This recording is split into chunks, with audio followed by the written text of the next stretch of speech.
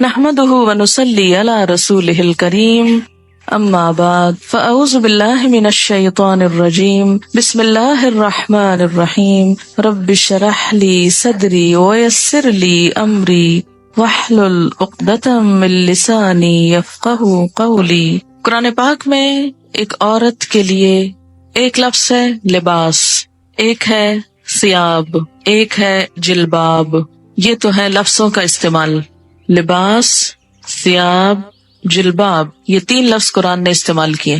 لباس کہتے ہیں اس کپڑے کو جو جسم ڈھانکتا ہے، لباس، ڈریس جس کو آپ کہتے ہیں، جیسے شرٹ ہے، پاجامہ ہے، جو جسم کے ساتھ لگا ہوتا ہے۔ ثیاب اور جلباب وہ کپڑا ہے جو لباس سے اوپر ہوگا۔ پھر لباس کے مختلف حصے بھی استعمال ہوئے، مثلاً خمار، پھر سرابیل ایک اور جگہ پر استعمال ہوتا ہے، سرابیل من قطران جہنمیوں کے لباس کے لیے استعمال ہوا ہے، شلوار کے معنی میں۔ اسی طرح قمیص، تو ایک ہے قمیص جو اوپر کا لباس ہے، پاجامہ یا شلوار جو ہے وہ اس کو مکمل کرتا ہے۔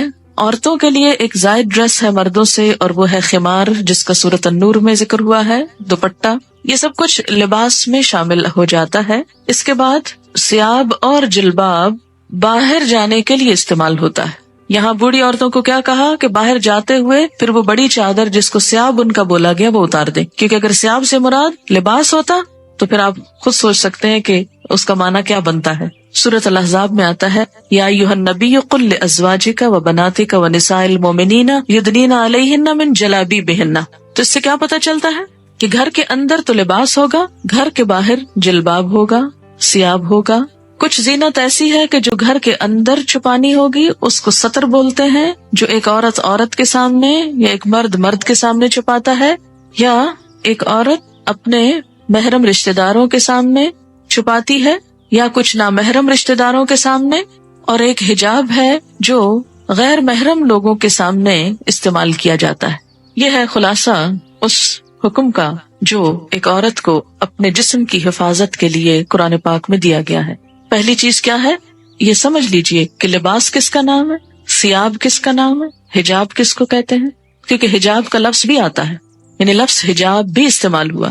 حجاب کہتے ہیں پردے، آڑ، اوٹ کو۔ سورۃ الاحزاب میں آتا ہے ازواج مطہرات کو حکم دیا گیا وَإِذَا سَأَلْتُمُوهُنَّ مَتَاعًا فَاسْأَلُوهُنَّ مِن وَرَاءِ حِجَاب، جب تم ان سے کوئی چیز مانگو تو حجاب کے پیچھے سے مانگو۔ تو حجاب ضروری نہیں کہ جسم پر ہو، حجاب کا لفظ جسم کے لیے بھی استعمال ہو سکتا ہے، جسم کے اوپر کپڑے کے لیے، یا آڑ یا اوٹ کی بات ہے، مثلاً دروازے کے اوپر جو پردہ لٹکا ہوا ہے، یا کسی بھی ایسی جگہ پر کہ جو عورتوں کے بیٹھنے کی جگہ ہے جس کے پیچھے وہ چھپ کر بیٹھی ہوئی۔ حجابہ کا مطلب ہوتا ہے چھپنا۔ یا بنی آدم، اے آدم کی اولاد۔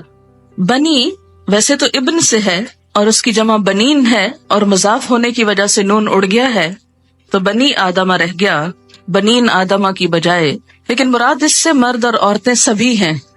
جب بنی آدم کہا جاتا ہے یا جیسے بنی اسرائیل کہا جاتا ہے تو اس سے مراد بنی اسرائیل کے صرف مرد نہیں عورتیں بھی ہیں، تو یہاں بھی بنی آدم سے مراد مرد و عورت دونوں ہیں۔ اے آدم کے بچوں، اے آدم کی اولاد، اے انسانوں، قد انزلنا علیکم لباسا، یقیناً ہم نے تم پر لباس اتارا ہے۔ انزلنا ہم نے نازل کیا، علیکم تم پر، لباسن لباس، یعنی انسان کے اندر لباس پہننے کا جذبہ یا خیال ہم نے اس کے دل میں ڈالا۔ اسی لیے حضرت آدم علیہ السلام اور حضرت حوا کا جب شاہی لباس اترا، جنت کا لباس، تو کیا ہوا؟ فوراً ہی پتوں سے اپنے آپ کو ڈھانپنے لگے۔ تو یہ کیا تھا؟ وہی الہام یا وہی جبلت جس پر انسان پیدا ہوا ہے۔ قد انزلنا علیکم لباسا، ہم نے تم پر لباس اتارا ہے، یواری سوآتکم، جس کا مقصد کیا ہے؟ یواری، جو چھپاتا ہے، سوآتکم، تمہارے جسم کے قابل شرم حصوں کو، تمہاری شرم گاہوں کو۔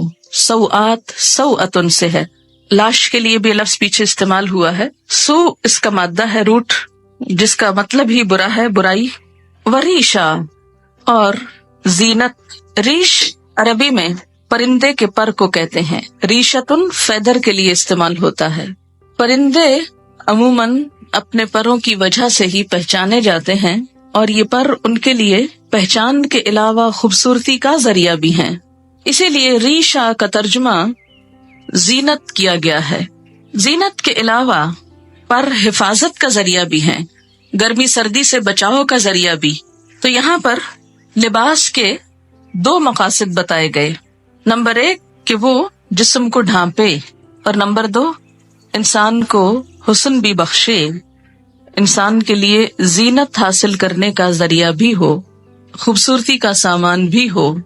عموماً ہمارے ہاں یہ تصور پایا جاتا ہے کہ اگر کوئی شخص نیک ہے، پارسا ہے، تو اسے کھدر کا لباس پہننا چاہیے، یا بے ڈھنگا لباس ہونا چاہیے، یا اس کے ساتھ خوبصورتی کا کوئی تعلق نہیں۔ قرآن کی یہ آیت اس تصور کی تردید کرتی ہے۔ اگرچہ یہ ضرور ہے کہ لباس سادہ ہو، کمفرٹیبل ہو، انسان اسے پہن کر کام کر سکے، لیکن یہ نہیں کہا گیا کہ وہ دیکھنے والے کی شخصیت کو بدنما کر دے۔ جہاں تک یواری سوآتکم کا تعلق ہے تو لباس کی 2 چیزیں بتائی گئیں کہ وہ شفاف نہ ہو، وصاف نہ ہو۔ شفاف کا مطلب کیا ہے؟ ٹرانسپیرنٹ نہ ہو، یواری چھپائے۔ اگر کوئی لباس جسم کو چھپاتا نہیں، یواری کی صفت پوری نہیں کرتا، تو وہ بھی اسلامی لباس نہیں۔ اور دوسرا وصاف نہ ہو۔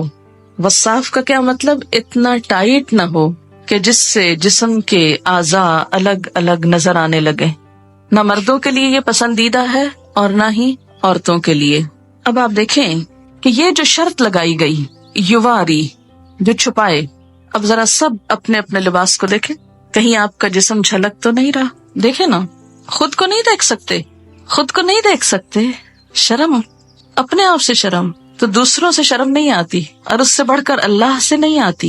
ہم مسلمان ہیں، ہم اس وقت سب سے زیادہ مقدس محفل میں بیٹھے ہوئے ہیں، اگر اس محفل میں بیٹھ کر اللہ کا حکم پورا نہیں کر سکتے، کہاں کریں گے؟ فطرت میں ہے نا، اس لیے ابھی دین سے نہیں پوچھیں، فطرت سے پوچھیں۔ تو میں نے آپ سے کہا تھا کہ ہم سب اس آیت کی روح سے خود کو پرکھتے۔ آپ نے کہا خود کو نہیں دیکھ سکتے، اب اس طرح کریں کہ ہر ایک اپنے سے دائیں طرف بیٹھے ہوئے شخص سے کہے کہ وہ اس کو دیکھے۔ ہر شخص پہلے اپنے دائیں طرف والے سے پوچھے، یعنی پیئرز میں ہو جائیں نا، 2 ہو جائیں، پھر اس کے بعد ہر 2 شخص ہو جائیں، اور پھر دونوں ایک دوسرے کا لباس دیکھیں ذرا، اور کیا دیکھ کر بتائیں گے کہ کیا آپ کا جسم اس سے جھلک رہا ہے یا نہیں۔ یہ دین، ابھی دین کی بات نہیں ہو رہی، یہ فطرت کی بات ہو رہی ہے نا۔ دیکھیں آپ کے جو ماں باپ تھے سب سے پہلے والے، آدم اور حوا، ان کو کسی نے سکھایا تھا؟ کسی نے نہیں بتایا، لیکن پیور تھے نا۔ تو باوجود اس کے کہ شیطان کے حملے کا شکار ہو چکے تھے، لیکن جو ہی شیطان نے ایک حملہ کیا، دوسرا نہ کرنے دیا، اپنے آپ کو ڈھانپ لیا فوراً، دیر ہی نہیں لگائی، مشورہ بھی نہیں کیا کہ ڈھانکے گئے ایسے ہی پھرتے رہے، کون ہے تیسرا یہاں؟ وہ یہ کہہ سکتے تھے نا کوئی تیسرا تو ہے نہیں، اور وہ تو آپس میں شوہر اور بیوی تھے، ان کا کیا پردہ؟ کوئی وحی نہیں آئی تھی کہ جسم ڈھانپو، وہ تو کیا ہوا، آ کے شاہی لباس اتروائے گئے۔ پھر آپ دیکھیں کہ آپ میں سے کچھ لوگ سوچ رہے ہوں گے کہ تو ہم عورتوں میں بیٹھے ہیں، کیا فرق پڑتا ہے؟ لیکن کیا ہم یہ لباس صرف عورتوں میں پہنتے ہیں یا باہر بھی، جہاں آدمی ہوتے ہیں، سڑک وغیرہ، گاڑی میں، وین میں، ڈرائیور، دوسرے تیسرے، ان کے سامنے بھی؟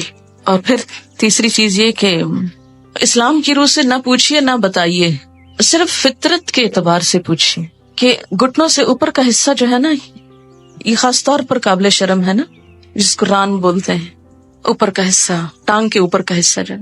آپ دیکھیں کہ کیا یہ عورتوں کو بھی دکھانا چاہیے؟ نہیں، عورتوں کو بھی نہیں دکھا سکتے، پنڈلیوں کی حد تک خیر ہے، لیکن گھٹنا میں نی، جو نیز ہے آپ کے، اس سے اوپر عورت بھی نہیں دیکھ سکتی۔ اسی طرح پیٹ، کمر، یہ حصے، تو آپ اپنی اپنی لباس کو چیک کریں کہ کیا آپ کے بیٹھنے کے انداز سے، کیونکہ میں جب یہاں سے پڑھا رہی ہوتی ہوں نا، بعض اوقات میری نظر پڑ جاتی ہے اور پڑھانا میرے لیے مشکل ہو جاتا ہے، لیکن میں نے اتنے دن اس لیے خاموشی اختیار کی کہ میرا حکم آپ کیوں مانے؟ میں آپ پہ داروغہ نہیں بنا کے بھیجی گئی، معلم تو ہو سکتی ہوں لیکن داروغہ نہیں، پولیس مین کا کردار نہیں۔ جو اللہ سے نہ ڈرے وہ مجھ سے کیا ڈرے گا؟ اگر مجھ سے ڈریں بھی تو آپ کو تو کوئی فائدہ ہی نہیں، کوئی ثواب ہی نہیں، ثواب تو اللہ سے ڈرنے کا ہوگا۔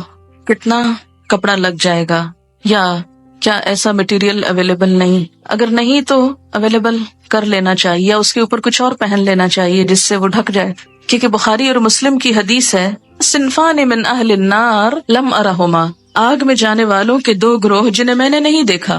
ایک گروہ ان میں سے مردوں کے بارے میں ہے، ظالم حکمرانوں کے بارے میں ہے، اور دوسرا عورتوں کے بارے میں ہے. حدیث کے الفاظ ہیں، یہ میرے الفاظ نہیں کہ مت سوچیں کہ آپ یہ کیسی باتیں کر رہی ہیں اور ہم کو یہ ڈرا رہی ہیں اور یہ کہہ رہی ہوں. میں تو کوئی حیثیت نہیں رکھتی کہ آپ کو کچھ بھی کہوں.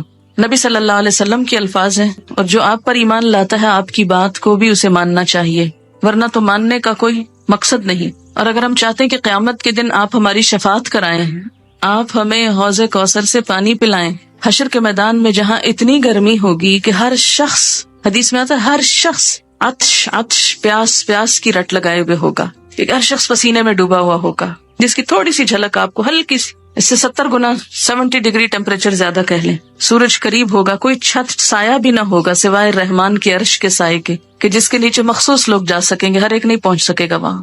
آپ صلی اللہ علیہ وسلم اپنی امت کو حوض کوثر سے پانی پلائیں گے، اور جس کو ایک دفعہ پلائیں گے دوسری دفعہ اس کو پیاس نہ لگے گی. ہم اپنے اس لباس میں آپ کے سامنے جا سکتے ہیں؟ مثلاً سوچئے کہ جیسے تصور میں لائیے کہ نیچے آپ صلی اللہ علیہ وسلم تشریف رکھتے ہیں اور آپ لفٹ سے اترے ہیں، سیڑھیوں سے اترے اور آگے آپ کی ملاقات ہو جاتی ہے ان سے، فیس کر سکتے ہیں ان کو، تو وہاں ان سے حوض کوثر سے پانی لے کے کیسے پئیں گے اگر ایسے عمل ہوئے؟ آپ نے فرمایا نساء کاسیات عاریات، نساء عورتیں، کاسیات لباس پہنے ہوئے، کاسیہ کسوہ سے ہے، کاسیات عاریات، عاریہ عورت سے، عاریہ ننگی، عریانی سے، ایسی عورتیں جو لباس پہن کر بھی ننگی ہوں گی، obviously یعنی جسم اس میں سے جھلک رہا ہوگا. نساء کاسیات عاریات رؤوسہن کاسمنۃ البخت، ان کے سر اونٹ کی کوہان کی طرح اونچے اٹھے ہوئے ہوں گے. ہیئر سٹائل کی طرف اشارہ ہے کہ ان کے سر اونچے اٹھے ہوئے ہوں گے. کس طرح؟ جیسے اونٹ کی کوہان اٹھی ہوئی ہوتی، کوہان اس کی ہم کو کہتے ہیں نا وہ ابھرا ہوا حصہ ہے. فرمایا لا يدخلن الجنت، یہ جنت میں داخل نہ ہو سکیں گی، ولا یجدن ریحھا، اور اس کی خوشبو بھی نہ پا سکیں گی، حالانکہ اس کی خوشبو دور دور تک پھیل رہی ہوگی. تو قرآن کا یہ حکم ہمیں کیا بتاتا ہے کہ ہم ایسا لباس پہنیں جس سے ہمارے سطر ڈھک جائیں. اسی لیے ہمیں جو دعا سکھائی گئی لباس پہن کر وہ کیا ہے؟ الحمدللہ الذی کسانی، اللہ کا شکر جس نے مجھے لباس پہنایا، ما اواری بہی عورتی، جس سے میں اپنے عریانی کو چھپا سکتا ہوں. تو اس دعا میں بھی یہی لفظ ہے، وَأَتَجَمَّلُ بِهِ فِي حَيَاتِي، اور میں اپنی زندگی میں اس سے خوبصورتی حاصل کرتا ہوں. تو لباس کا دوسرا مقصد کیا ہے؟ وریشا، خوبصورت لباس ہو. خوبصورتی پسندیدہ ہے، لباس میں ڈیزائننگ میں حرج نہیں. ایک آدمی نے پوچھا یا رسول اللہ صلی اللہ علیہ وسلم، ایک آدمی کو یہ پسند ہے کہ اس کا لباس خوبصورت ہو، تو کیا یہ تکبر ہے؟ آپ نے فرمایا ان اللہ جمیل، بے شک اللہ خوبصورت ہے، یحب الجمال، خوبصورتی کو پسند کرتا ہے. اللہ تعالیٰ خود خوبصورت ہے، خوبصورتی کو پسند کرتا ہے. تکبر تو حق کو نہ ماننے اور دوسروں کو حقیر سمجھنے کا نام ہے. تکبر کیا ہے؟ حق کو نہ ماننا، بات سمجھ بھی آ جائے قبول نہ کرنا. جیسے آج یہ بات ہوئی، اب آپ میں سے کچھ لوگ اپنے عمل کو بدل لیں گے اور کچھ پرواہ بھی نہیں کریں گے، کوئی نہ کوئی تعویل ڈھونڈ لیں گے. کسی کا تو کچھ نقصان نہیں اس میں، ان کا اپنا ہی ہے. فرمایا تکبر تو حق کو نہ ماننا اور دوسروں کو حقیر سمجھنا ہے. البتہ شہرت کے لیے لباس پہننے پر وعید ہے. شہرت کا لباس، دکھاوے کا، دوسروں کو مروب کرنے کا. حدیث پاک میں ہے من لبس ثوب شہرت فی الدنیا البسہ اللہ ثوب مذلت یوم القیامہ، جو شخص دنیا میں شہرت کا لباس پہنے گا اللہ قیامت کے دن اسے ذلت کا لباس پہنائے گا. مشکات کی روایت ہے. لباس قیمتی بھی ہو سکتا ہے لیکن اپنی حیثیت کے مطابق، اسراف نہ ہو. یہ نہیں کہ کھانے کو ہے نہیں اور ساری آمدنی لباس پر لگ رہی ہے، پوری کی پوری تنخواہ خواتین کی صرف لباس کی خریداری میں چلی جائے تو یہ اسراف ہوگا. مثلاً آپ صلی اللہ علیہ وسلم نے ایک مرتبہ ایک چادر پہنی جس کی قیمت 1000 روپے کے برابر تھی. اب 1000 روپے کی ویلیو بھی بدلتی رہتی ہے. اسی طرح امام ابو حنیفہ رحمۃ اللہ علیہ کی ایک چادر تھی جس کی قیمت 400 اشرفیاں تھی. 400 اشرفیاں، اشرفی کس کا سکہ ہوتی؟ سونے کا. تو اس سے آپ اندازہ لگائیں کہ کتنی مہنگی ہوگی. خاص موقعوں پہ پہنتے تھے. اس کا یہ مطلب نہیں کہ ہم لاکھوں کا دلہن کا جوڑا بنا کے بیٹھ جائیں کہ امام ابو حنیفہ کی چادر ایسی تھی. وہ جوڑا اور اس میں بہت فرق ہے. مسند علم پر قیمتی لباس پہن کر بیٹھنا وہ اور چیز ہے، لیکن ایک دکھاوے کے لیے، ایک ریاکاری کے لیے، دوسروں پہ روب جمانے کے لیے اتنا پیسہ خرچ کرنا بالکل مختلف چیز ہے. امام مالک کے حالات زندگی میں آپ نے پڑھا ہوگا کہ وہ جب حدیث کے درس کے لیے آتے تھے تو روزانہ نیا جوڑا پہنتے تھے اور ایک دفعہ پہننے کے بعد اس کو صدقہ کر دیتے تھے. یعنی جو لباس ایک دفعہ پہنتے تھے وہ دوبارہ نہیں پہنتے تھے. نہایت خوبصورت، صاف ستھرا، عمدہ لباس ہوتا. جب ان سے پوچھا گیا کہ آپ ایسا کیوں کرتے ہیں تو وہ کہتے کہ نبی صلی اللہ علیہ وسلم کی حدیث یا آپ کی مجلس کے وقار کے لیے، کیونکہ ہر مجلس کا ایک وقار ہوتا ہے. اتنے بڑے انسان کے نام پر قائم کی ہوئی مجلس میں سب سے بہترین لباس پہنتا ہوں، اور جب مجلس ختم ہوتی لباس اتارتے اور صدقہ کر دیتے، اپنے شاگردوں کو دے دیتے. ان کے ہاں ایسا ہوتا تھا کہ مختلف لوگ مسلسل آتے، کچھ عرصہ رہتے، ان سے سیکھتے، پھر آگے چلے جاتے. تو یہ طالب علم بھی ہوتے تھے، مسافر بھی ہوتے تھے، اور ان کے پاس یہ لباس کہاں سے آتے تھے؟ ان کے مختلف شاگردوں کی طرف سے جو چلے جاتے. وہ پھر بعد میں ہدایہ بھیجتے اور وہ ان کو ان کی خوشی کی خاطر استعمال کرتے اور ساتھ ہی صدقہ کر دیتے. ہمارے ہاں تو تصور ہے نا کہ صدقہ صرف اس چیز کا ہو سکتا ہے جو گھسی پٹی، بیکار، فضول ہو جائے، جس کا اب آئندہ کوئی استعمال ہے ہی نہیں، اس کو صدقہ کر دو. لیکن کوئی چیز جو استعمال کے تھوڑے سے بھی قابل ہو اسے رکھے رکھو، چاہے استعمال کا موقع ملے یا نہ ملے. تو اصل چیز جس سے بچنا چاہیے وہ دو ہیں، ایک تو ریاکاری، اسراف، اور دوسرے بے حیائی کا لباس. لباس انسان کی شخصیت کا بھی پتہ دیتا ہے. لباس انسان کے باطن کا رنگ ہوتا ہے کہ وہ اندر سے کیسا ہے. جیسا وہ اندر سے ہوتا ہے ویسے ہی وہ لباس پہنتا ہے. ہر شخص کی اپنی ایک چوائس ہوتی، اپنا اس کا ایک ڈیزائن ہوتا ہے، اپنا ایک سٹائل ہوتا ہے. پھر جو خوبصورت بات یہاں پتہ چلتی ہے وہ یہ ہے کہ خوبصورت لباس کو ریش، پر سے تشبیہ دی گئی. اس وقت کچھ پر آپ کو دکھانے کے لیے لائے ہیں. ذرا ان پروں کو آپ دیکھیے کہ کوئی انسان ایسی خوبصورت چیز بنا سکتا ہے. یہ آپ دیکھیں، اس کا کبھی قریب سے آپ شیڈ دیکھیں تو آپ حیران ہو جائیں، کیونکہ ہم دیکھتے بھی ہیں نا مور، تو کہاں دیکھتے ہیں؟ دیکھتے ہی نہیں. ہم اپنے لباس نہیں دیکھتے تو موروں کے کہاں دیکھیں گے؟ ابھی آپ کہہ رہے تھے نا، دیکھا ہی نہیں جاتا. کس قدر خوبصورت، ایسے لگتا ہے جیسے کسی نے دھاگے سے باقاعدہ وہ کڑھائی کی ہوئی ہے، اور اتنے خوبصورت شیڈ، اتنے زبردست کہ انسان حیران رہ جاتا ہے. اور ایسا تھریڈ، اتنا سلکی تھریڈ تو ہم ویسے خود بھی پروڈیوس نہیں کر سکتے. اس میں وہ نظافت اور لچک، اور پھر آپ دیکھیں کہ کس خوبصورت طریقے سے اس کی آؤٹ لائن بنائی ہوئی ہے، اور آؤٹ لائن کے ساتھ بھی شیڈز ہیں. اور پھر جو پر اٹھے ہوئے ہیں یہ آپ دیکھیں کتنی ترتیب کے ساتھ، جیسے کسی نے باقاعدہ ٹرمنگ کی ہوئی. یہ خود ہی بن گئے، خود نہیں بن سکتے. اللہ تعالیٰ نے پرندوں کو تو خود ہی دے دیا، خود ہی پہنا دیا. ہمیں عقل دی اور کیا کہا؟ استعمال کرو اور اپنے لیے خوبصورت لباس بنا لو. اب دیکھیں کہ جب بہت سارے لوگ ایسی کڑھائی وغیرہ کرتے ہیں تو ان کی، یعنی کڑھائی والے کپڑے پہننا منع نہیں ہے، تقویٰ کے خلاف نہیں ہے، ان کا بھی روزگار ہو جاتا ہے. کئی دیہاتوں میں بیٹھی لڑکیاں، بچیاں جو اپنی زندگی، جن کو اور کوئی کام کرنے کو نہیں، کوئی پڑھ لکھ نہیں سکتی، کتنی خوبصورت خوبصورت چیزیں بناتی، لیکن ہم ان پہ بڑا ظلم ڈھاتے ہیں کہ بہت ہی اونے پونے داموں لے کر ان کی آنکھوں سے اور ان کے صلاحیتوں سے مذاق کرتے ہیں. پھر اسی طرح آپ دیکھیں، اس میں بھی آپ دیکھیں کیسا شیڈ ہے، اتنا خوبصورت. اور ان کی جو نرمی اور ملائمت ہے، ہم بھی اتنے عقل مند نہیں کہ اتنے خوبصورت کپڑے پہننا جانے. ہمارے کپڑے تو خوب اکڑے ہوئے ہوتے، انکمفرٹیبل، کہ جس میں سانس نہ آئے، کام نہ کر سکیں. پرندوں کے پر خوبصورت ہونے کے ساتھ ساتھ اتنے پریکٹیکل ہوتے ہیں کہ ان کو اپنا کام کرنے میں کوئی دشواری نہیں ہوتی. ہم بعض اوقات خوبصورت لباس پہننے کے شوق میں ایسا لباس پہن لیتے ہیں کہ جو بالکل پریکٹیکل نہیں ہوتا. پڑھاتے وقت اگر ساتھ یہ بھی دکھایا جائے تو تھوڑی سی فیلنگ اچھی آتی ہے کہ اللہ تعالیٰ نے کیا کیا خوبصورتی پیدا کی اور کس کے لیے پیدا کی. یہ پرندے ادھر ادھر اڑتے پھرتے، ان بیچاروں کو تو خود تو کلرز پتہ نہیں اپنے نظر بھی آتے ہیں کہ نہیں. یہ کلرز دیکھنے کی صلاحیت بھی انسان کو ملی. ہم انسان ایکسٹریم پہ چلے جاتے ہیں. ہماری ایکسٹریمز کیا ہیں کہ یا تو دین کے نام پہ، تقویٰ کے نام پہ ہم بالکل بدھو بن جاتے ہیں اور دنیا کی کسی چیز سے کوئی فائدہ نہیں اٹھانا چاہتے. ملنگ کہلانا دوسرے لفظوں میں نیک کہلانا ہے. اسلام میں کسی ملنگی کا کوئی تصور نہیں. یہ بعد کے نظریات ہیں، سادھو اور بھکشو اور معلوم نہیں کیا کچھ. اللہ تعالیٰ نے اپنی یہ تخلیق ہمیں سکھانے کے لیے، ہمیں دکھانے کے لیے پیدا کی ہے. کس کے لیے ہے یہ سب کچھ؟ اللہ تعالیٰ فرماتے تمہارے لیے. ہمارے لیے کیا؟ کہ ہم اس سے سبق سیکھیں. انسان نے جانوروں سے بھی بہت کچھ سیکھا ہے. اپنی حیثیت کے اندر رہتے ہوئے، اپنی شخصیت کے مطابق ساتر لباس، خوبصورت لباس، خواہ پینٹنگ ہو، کڑھائی ہو، مکیش ہو، تلہ ہو اور کچھ اور ہو جو آپ کو آتا ہے اور مجھے نہیں آتا، یہ سب کچھ منع نہیں ہے، لیکن موقع کی مناسبت سے، حدود کے اندر رہتے ہوئے اور پہلی شرط مانتے ہوئے. یواری سواتکم، معلوم نہیں شیطان نے ہمیں کیوں سجھا دیا کہ ننگا ہونا زیادہ خوبصورتی ہے اور جسم کی نمائش کو خوبصورتی بنا دیا. سی تھرو کپڑے پہنانا زیادہ عقل مند کہلانے کا سبب سمجھایا، حالانکہ ایسا نہیں ہے. سارے جانوروں کے لباس اللہ نے خود ہی پہنا دیے اور وہ بےچارے ایک ہی ڈیزائن میں رہتے ہوئے دنیا سے چلے جاتے ہیں، جبکہ انسان کو ایک لباس نہیں دیا، اس کو سکن کلر دیا جس کے اوپر ہر خوبصورت چیز نمایاں ہو جاتی. آپ دیکھیں نا سکن کلر کا کارپیٹ ہو تو اس کے اوپر فرنیچر کتنا نکھرتا ہے. تو اسی طرح آپ کو اللہ نے سکن کلر کا جسم دیا جس کے اوپر خوبصورت رنگوں کے لباس، خوبصورت کڑھائیوں کے لباس آپ کے لیے حسن کا سبب ہے.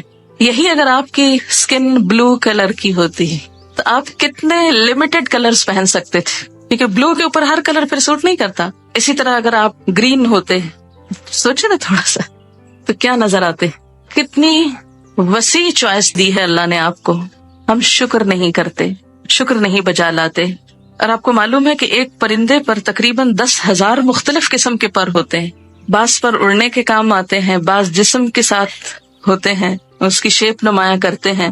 اسی طرح فلفی ہوتے ہیں، نرم ہوتے ہیں، آرام دہ ہوتے ہیں. تو لباس بھی اگر آرام دہ ہو، نرم ہو، سلکی ہو، کمفرٹیبل ہو تو اس میں حرج نہیں، گناہ کی بات نہیں. ہاں، مردوں کے لیے سلک حرام قرار دی گئی، اگر ان کے لیے حلال ہوتی تو شاید عورتوں کے حصے میں بہت تھوڑی آتی.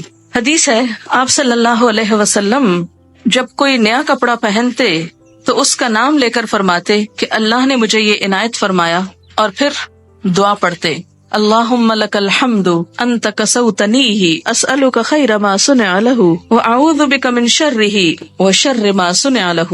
اے اللہ، تیرے لیے ہی سب تعریف ہے، جیسا کہ تو نے مجھے یہ کپڑا پہنایا، میں تجھ سے اس کی بھلائی اور اس چیز کی بھلائی کا سوال کرتا ہوں جس کے لیے یہ بنایا گیا، اور میں تیری پناہ چاہتا ہوں اس کی برائی سے اور اس چیز کی برائی سے جس کے لیے یہ بنایا گیا. ایک اور دعا ہے اللہم انی اسألک من خیرہ وخیر ما ہوا لہ واعوذ بک من شرہ وشر ما ہوا لہ. ترجمہ ہے اے اللہ، میں آپ سے اس کپڑے کی بھلائی کا اور یہ جس مقصد کے لیے ہے اس کی بھلائی کا سوال کرتا ہوں، جس مقصد کے لیے یہ کپڑا پہنا ہے اس کی بھی بھلائی کا سوال. کتنا خوبصورت ذہن موڑتا ہے نا اسلام اچھی طرف. کپڑا پہنو، کسی خاص اوکیزن کا کپڑا پہن رہے ہو، اور ہو سکتا ہے آپ کپڑے تو خوب پہن جائیں اور وہ سارا اوکیزن برباد ہو جائے، تو اس اوکیزن کے لیے بھی دعا مانگی جا رہی ہے. ساتھ ہی اگر آپ یہاں آنے سے پہلے یہ دعا پڑھیں تو اس سارے کام کی بھلائی کی دعا ہو جائے گی، اور اس کی برائی سے یعنی اس لباس کی برائی سے اور یہ جس مقصد کے لیے ہے اس کی برائی سے تیری پناہ چاہتا ہوں، تو آپ محفوظ بھی رہیں گے. حضرت عمر فرماتے ہیں نبی صلی اللہ علیہ وسلم نے فرمایا نئے کپڑے پہنتے ہوئے یہ دعائیں پڑھیں الحمدللہ الذی کسانی ما اواری بہ عورتی واتجمل بہ فی حیاتی. سب تعریف اللہ کے لیے ہے جس نے مجھے یہ کپڑا پہنایا جس سے میں اپنے شرم کی چیز چھپاتا ہوں اور اپنی زندگی میں اس کے ذریعے خوبصورتی حاصل کرتا ہوں، اور پھر پرانے کپڑے کو صدقہ کر دے تو زندگی میں اور مرنے کے بعد خدا کی حفاظت اور خدا کے چھپانے میں رہے گا، یعنی اس کا عیب ڈھک جائے گا. جب ننگا ہوتا ہے نا تو فرشتے ساتھ چھوڑ دیتے ہیں جو حفاظت کرتے ہیں. جو ہی فرشتے ساتھ چھوڑتے شیطان حملہ آور ہوتا ہے. اگر آپ بسم اللہ پڑھ کر اپنے لباس اتار کر چینج کرتے وقت یا نہاتے وقت تو انشاءاللہ تعالی بہت سی چیزوں کے شر سے محفوظ رہیں گے. اس کے بعد فرمایا وَلِبَاسُ التَّقْوَى، اور تقویٰ کا لباس. ایک لباس انسان کے ظاہر کا ہے اور ایک لباس انسان کے باطن کا ہے. تقویٰ کہاں ہے؟ دل میں. التقویٰ ہاں ہونا، تقویٰ یہاں ہے، اندر ہے، دل میں ہے. تو دل کا لباس جس طرح ظاہر کو خوبصورت بنانا ضروری ہے اور اس کو چھپانا ضروری ہے، اسی طرح باطن کو بھی، اندر کو بھی خوبصورت بنانا ضروری ہے. ظاہر تو لوگ دیکھتے ہیں، باطن اللہ دیکھتا ہے. ہم لباس میں کتنا زیادہ اس بات کا خیال کرتے ہیں کہ لوگ کیا کہیں گے. لوگ کہیں گے لو ہر وقت ایک ہی لباس پہنا ہوتا ہے، روز وہی، ہر پارٹی میں وہی، اور صرف لوگوں کی نظروں میں جچنے کے لیے ہم کتنی بڑی بڑی رقمیں خرچ کر دیتے ہیں، کتنے بازاروں کے ٹیلرز کے پاس چکر لگاتے ہیں، کتنا پیسہ لگاتے ہیں. مکان بنانے کے بعد جو زیادہ خرچ آتا ہے کھانے پینے سے بھی بڑھ کر وہ عموماً لباس پر ہوتا ہے. لیکن اندر کے لباس کو خوبصورت بنانے کے لیے جسے صرف اللہ دیکھتا ہے اس کے لیے ہم کیا کرتے ہیں؟ لباس التقویٰ، تقویٰ کا لباس باہر بھی ہوگا. ظاہر ہے کہ وہ جب اللہ کی مرضی کے مطابق ہوگا تو تقویٰ کا ہوگا، اور اگر شیطان کی مرضی کے مطابق ہے، یاد رکھیے شیطان نے لباس اتروائے تھے. تو اگر ہم اللہ کی مرضی کا نہیں پہنیں گے تو مطلب کیا ہے کہ شیطان کی مرضی کا ہے، تو وہ تقویٰ کا لباس نہیں ہو سکتا. جو ایک شیطانی لک دیتا ہو یا شیطان کو خوش کرتا ہو. اور اسی طرح اندر کا لباس، دل کا لباس اللہ کا خوف. تقویٰ کیا ہے؟ اللہ کا خوف، حق کو مان لینا، اپنے لیے اور دوسروں کے لیے ایک ہی معیار، خود کو بندہ سمجھنا، تواضع اختیار کرنا، یہ سب کچھ اندر کے لباس میں ہے. اپنے دل کو، اپنے اندر کو حسد، بغض، نفرت، عداوت سے پاک کرنا. وہ چیزیں جو ہم ظاہر نہیں کر سکتے اندر بھی جمع نہ کر کے رکھیں. آپ کسی سے نفرت کرتے ہیں، ظاہر نہیں کر سکتے تو کوشش کریں اندر سے بھی نکل جائے، اس پہ توجہ نہ دیں. پھر فرمایا ذالک خیر، یہ اچھا ہے، یہ زیادہ اچھا لباس ہے. ظاہری لباس پہ تو بہت وقت لگاتے ہو، توجہ دیتے ہو، اندر کے لباس کو بھی توجہ دو، اور یہ زیادہ اچھا ہے. جسے تقویٰ کا لباس مل گیا اسے سب کچھ مل گیا. لعلہم یذکرون، شاید کہ وہ نصیحت پکڑیں، شاید کے بات سمجھ جائیں. اللہ تعالیٰ یہ کیوں کہہ رہے ہیں شاید کے؟ یہ کیوں نہیں کہتے وہ ضرور مان جائیں گے، ضرور نصیحت قبول کریں گے؟ اللہ تعالیٰ سچ فرما رہے ہیں نا. شاید کے کیوں کہہ رہے ہیں؟ شاید کے اس لیے کہ ہم ہیں ہی ایسے کہ جن سے شاید ہی کی توقع ہے. شاید یہ کر لیں، ضروری نہیں کہ کریں، اور اللہ کو تو کوئی پرواہ نہیں، نہ بھی کریں. ہاں، جانا اسی کے پاس ہے. لعلہم یذکرون. سورۃ النور، نور کا مطلب ہے روشنی، اور اگر سورۃ نور پڑھی ہی نہ جائے تو روشنی کہاں سے آئے گی؟ اس میں خاص طور پر خواتین کے لیے روشنی ہے، بہت سی ہدایات ہیں. سب سے پہلی آیت ہے سورۃن، ایک سورت ہے، انزلناہا، جسے ہم نے نازل کیا ہے، وفرضناہا، اور اس کو ہم نے فرض کیا ہے، یعنی لازم قرار دیا ہے. اس کے احکامات جو ہیں ان سے فرار نہیں. ہاں، وَأَنزَلْنَا فِيهَا آيَاتٍ بَيِّنَاتٍ، اور اس میں ہم نے بڑی واضح آیات اتاری ہیں کہ کوئی کل یہ نہ کہے، بہانہ نہ کرے ہمیں تو سمجھ نہیں آئی تھی کہ اللہ تعالیٰ چاہتے کیا تھے. نہیں، بڑی واضح باتیں ہیں. کس لیے ہے؟ لَعَلَّكُمْ تَذَكَّرُونَ، تاکہ تم سبق لو، تاکہ تم نصیحت پکڑو. یہ لفظی ترجمہ نصیحت پکڑو، تاکہ تمہیں یاد دہانی ہو جائے. ذکر بمانا یاد دہانی. قُلْ لِلْمُؤْمِنِينَ، کہہ دیجئے مومن مردوں کو، یغضوا، جھکا کر رکھیں، من ابصارہم، اپنی نگاہوں میں سے، ویحفظوا، اور حفاظت کریں، فروجہم، اپنی شرمگاہوں کی. ذالک، یہ بات، ازکا لہم، زیادہ پاکیزہ ہے ان کے لیے. ان اللہ، بے شک اللہ تعالی، خبیرن، باخبر ہے، خبر رکھنے والا ہے، بما یصنعون، ساتھ اس کے جو کچھ وہ کر رہے ہیں. اس آیت میں مومن مردوں سے خطاب ہے اور اگلی آیت میں مومن عورتوں سے. آپ جانتے ہیں کہ قرآن پاک کے بہت سے احکام یا ایھا الذین آمنوا کہہ کر مردوں اور عورتوں کے لیے برابر طور پر کہہ دیے جاتے ہیں، لیکن وہ احکامات جن میں خصوصی تاکید کی ضرورت ہوتی ہے اور مردوں اور عورتوں کے حکم میں بھی کچھ فرق ہوتا ہے، ان کو الگ الگ بیان کیا جاتا ہے. جس کی ایک مثال تو یہاں سورۃ النور میں ہے، ایک اور مثال سورۃ الحجرات میں ہے. سورۃ الاحزاب میں بھی خواتین کا نام لے کر مردوں اور عورتوں دونوں کو الگ الگ طور پر کچھ باتیں بتائی گئی. ان میں سے زیادہ تر احکامات معاشرتی زندگی سے متعلق ہیں.